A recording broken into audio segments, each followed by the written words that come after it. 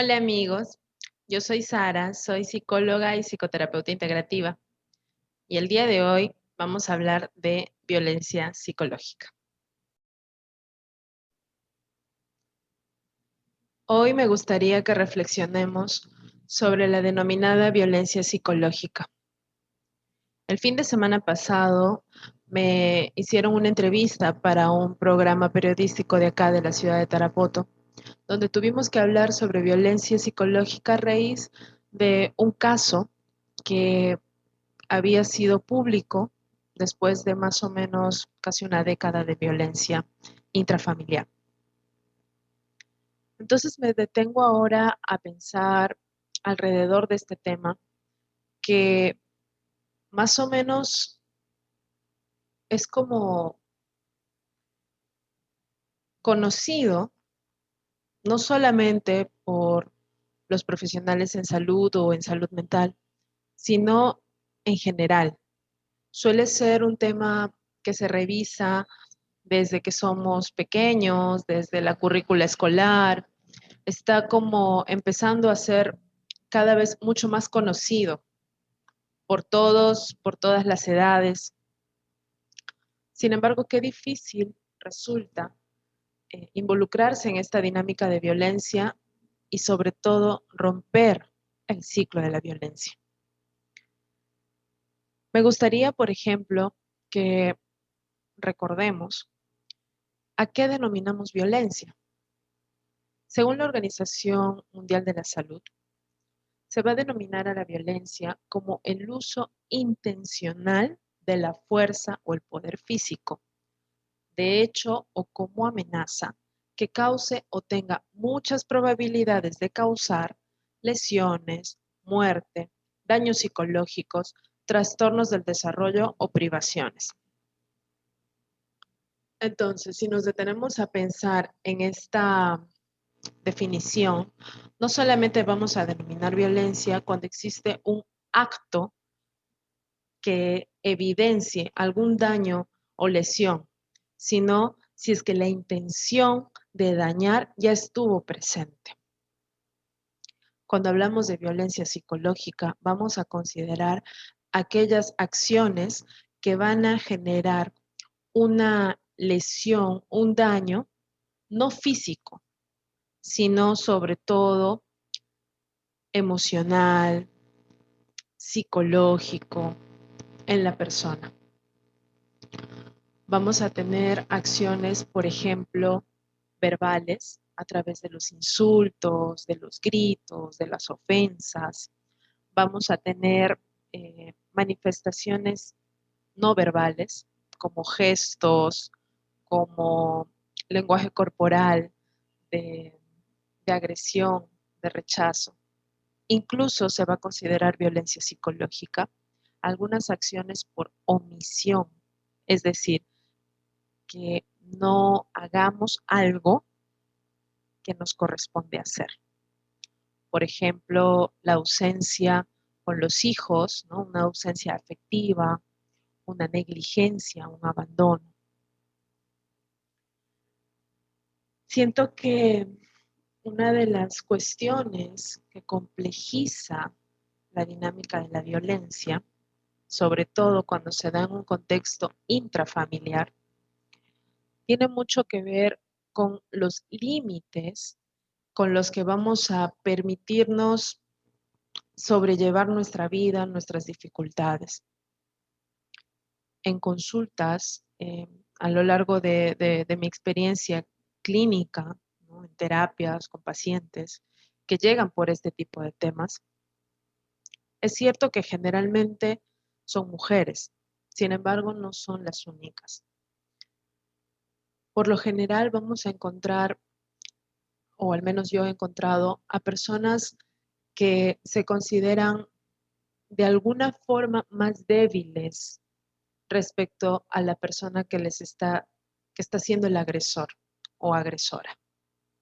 Hay una sensación de inferioridad, de, de no poder defenderse, una sensación de desprotección, de indefensión. Y muy generalmente también se empieza a pedir ayuda cuando ya ha pasado un tiempo más o menos prolongado. Existe algo que sostiene la dinámica, que las mantiene o los mantiene ahí. Y que algunas veces para otras personas eso es muy difícil de comprender. ¿Qué está pasando en esta persona? ¿Por qué sigues ahí si estás sufriendo, si te está doliendo, si te estás quejando? ¿Por qué sigues ahí? Y el caso que nosotros de pronto revisábamos en esta coyuntura que les comento, no es de una persona con una dependencia económica, con una dependencia más, no sé, familiar, no. En una persona trabajadora, independiente, aparentemente empoderada, pero sosteniendo una dinámica de violencia. Muchas veces ocurre esto, porque acá ya va a ser importante que empecemos a revisar qué paradigmas, qué tipos de pensamientos, qué estructuras tenemos nosotros que son como inamovibles, que vamos incluso a sacrificarnos para tratar de sostener estos paradigmas. Me he encontrado muchas veces con personas que plantean que por el bienestar de sus hijos o con la idea de mantener la familia unida, porque es la idea de que eso es lo que los niños necesitan. Soporto este tipo de vínculo, este tipo de relación. Entonces, es importante preguntarnos, ¿qué estoy dispuesto a sacrificar en pro de esta idea? Porque es una idea de que así funciona mejor un valor que yo valoro mucho, una jerarquía a ese valor de la familia, a ese valor de la unidad, que tengo a veces como un deseo de que así sea y me aferro con todas mis ganas, con todo mi ser a esa idea. Incluso si supera el límite, si me sacrifica, si va en contra de mi amor propio. Encontré un artículo que me pareció bastante interesante de revisar y que, por ejemplo, se considera que uno de los factores de riesgo para que la violencia aparezca y se sostenga tiene que ver justamente en la manera en la que se organiza y se establece el orden interiormente en las familias. Porque esto es un orden como muy, muy familiar, termina siendo como a veces muy cerrado. Lo que pasa dentro de casa queda solo dentro de casa y a veces por sostener esa idea de que lo que pasa adentro solo es adentro, permito ir en contra de mi propio bienestar. Vamos a encontrarnos que una organización intrafamiliar que es muy vertical, que hay una cuestión del respeto y la obediencia por las normas y que esto es inamovible, va a pesar mucho más romper este silencio, muy posiblemente. Vamos a encontrar como unas relaciones intrafamiliares rígidas, de alguna forma. La rigidez es un factor de riesgo muy importante, porque ya hay una rigidez en cómo me relaciono con el otro miembro de mi familia, en cómo se da esta dinámica, e incluso tengo una rigidez muy fuerte en mis propios paradigmas. Eso es importante revisar. De pronto está bien tener como valor para mí la unión familiar, pero ¿hasta qué punto tengo esta especie de valor como una cuestión rígida que me genera presión que no puede visualizar la posibilidad de una separación porque ese valor tiene que estar cuidado y no importa si en el camino estoy siendo seriamente lastimado. Eso es peligroso. Vamos a encontrar como otro factor de riesgo cuando tenemos una especie de, nuevamente, de rigidez, de dureza en la manera en la que se han establecido estos posibles roles de género, ¿no? Cuando yo ya tengo como un rol que por ser mujer tengo que cumplir o por ser hombre tengo que cumplir. Hay que tener cuidado. Cuando de pronto mi creencia en torno a la obediencia, al respeto, a la disciplina, cómo valoro el castigo, ¿no? El cumplimiento de las normas, termina siendo algo que va más allá del amor, del afecto, del amor propio. Entonces, estas características van a predisponer un ambiente de violencia. Incluso hay autores que van a mencionar, ¿no? Que van a considerar que las características ya de una persona maltratada y generalmente una mujer tienen ciertos signos y síntomas similares. Entonces nos encontramos con un síndrome de la mujer maltratada, ¿no? Este síndrome se va a referir a las respuestas psicológicas a la situación de maltrato. Entre ellas vamos a encontrar pues distorsiones cognitivas, es decir, estas especies de pensamientos que en vez de ayudarnos o favorecernos a crecer en salud, nos dificultan, nos limitan. Entonces vamos a encontrar distorsiones cognitivas de la mujer que la mantienen al lado de su agresor, adaptándose a la situación e incrementando su capacidad para minimizar el dolor. Y eso sí lo he visto mucho en consulta. O sea, de pronto es como, no, solo me gritó, pero no tanto, ¿no? O sea, fue como un poquito. O sea, no me, no me ha golpeado, él nunca me ha tocado, nunca. Pero sí ha gritado, sí ha insultado, sí se ha burlado. Estamos normalizando situaciones de agresión, de violencia.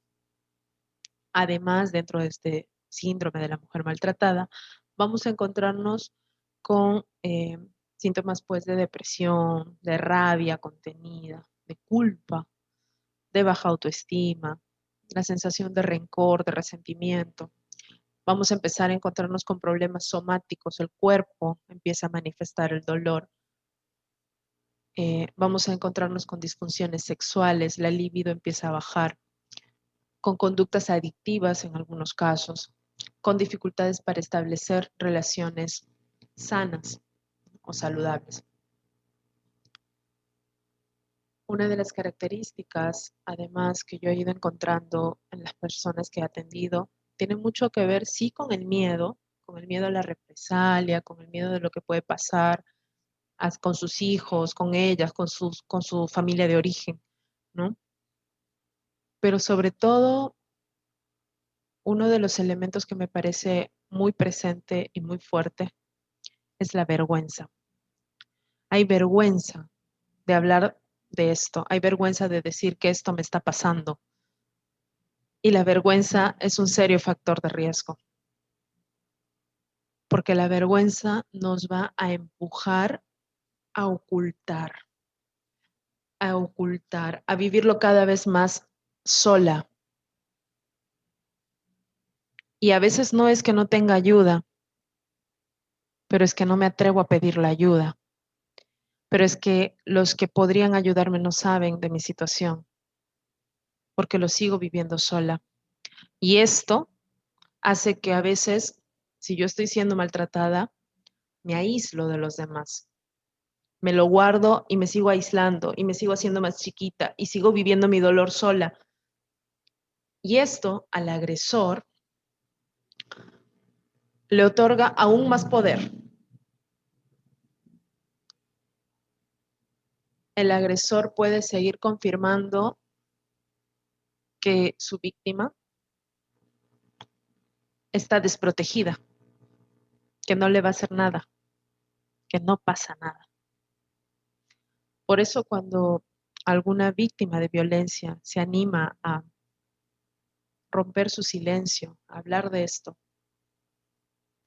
las reacciones ante esa revelación, es importante que le ayudemos a que note que no está sola. Es importante acogerla, es importante ayudar a que se sienta protegida y segura la persona que está siendo maltratada. No es un fenómeno sencillo y está perpetuado en el tiempo y está perpetuado en generaciones y está perpetuado incluso en nuestras familias, en la manera en la que debe funcionar una familia, en la manera en la que creemos que debe ser valorado.